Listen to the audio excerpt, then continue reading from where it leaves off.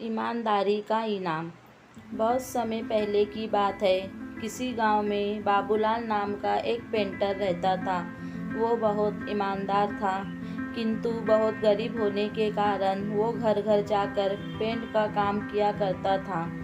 उसकी आमदनी बहुत कम थी। बहुत मुश्किल से उसका घर चलता था। पूरा दिन मेहनत करने के बाद भी वो सिर्फ 2 वक्त की रोटी ही जुटा पाता था।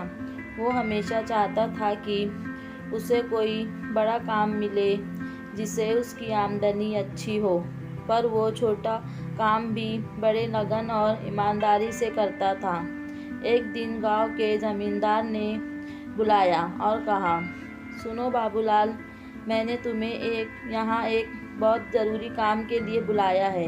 क्या तुम वो काम करोगे? बाबूलाल, जी हुजूर, ज़रूर करूँगा।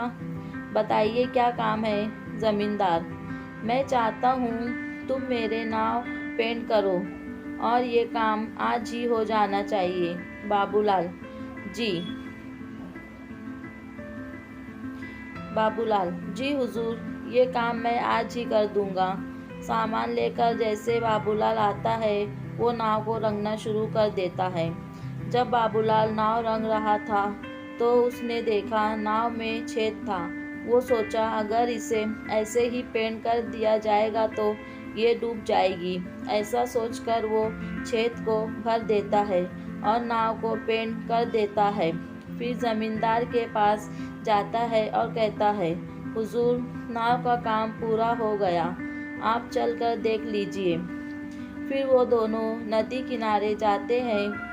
नाव को देखकर ज़मींदार बोलता है, अरे वाह बाबूलाल, तुमने तो बहुत अच्छा काम किया है।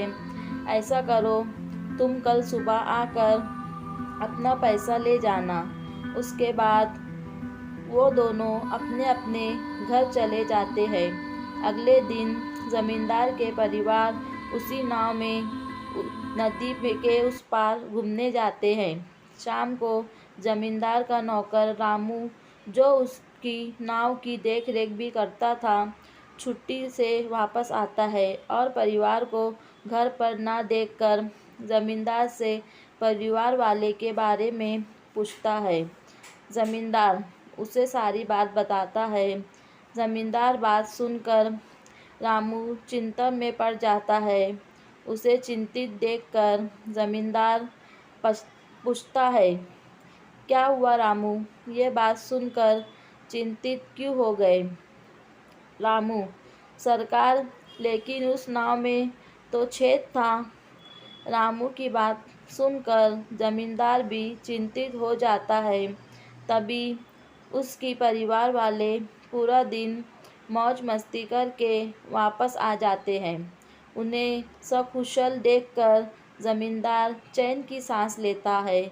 फिर अगले दिन ज़मींदार बाबूलाल को बुलाता है और कहता है, ये लो बाबूलाल, तुम्हारा मेहनत का पैसा। तुमने बहुत बढ़िया काम किया, मैं बहुत खुश हूँ। पैसे गिनने के बाद बाबूलाल हैरान हो जाता है, क्योंकि वो पैसे ज़्यादा थे। वो ज़मींदार से कहता है, हुजूर, आपने मुझे गलती से ज़्यादा पैसे दे दिए हैं। ज़मींदार, नहीं बाबूलाल, ये पैसे तुम्हें गलती से नहीं दिए, ये तुम्हारी मेहनत का ही पैसा है, क्योंकि तुमने बहुत बड़ा काम किया है। तुमने इस नाव की छेद को भर दिया, जिसके बारे में मुझे पता भी नहीं था। अगर तुम चाहते तो उसे ऐसे भी छोड़ सकते थे, पर तुमने ऐसा बिल्कुल नहीं किया, जिसके लिए मेरे परिवार सुरक्षित घर वापस आ गए हैं। तो आप लोगों की राय क्या है इस कहानी के बारे में? कमेंट करके ज़रूर बताइए। कहानी पसंद आई तो लाइक और शेयर करना ना भूलें। चैनल पे नए हो तो सब्सक्राइब करना ना भूलें। शुक्रिया कहानी सुनने के लिए।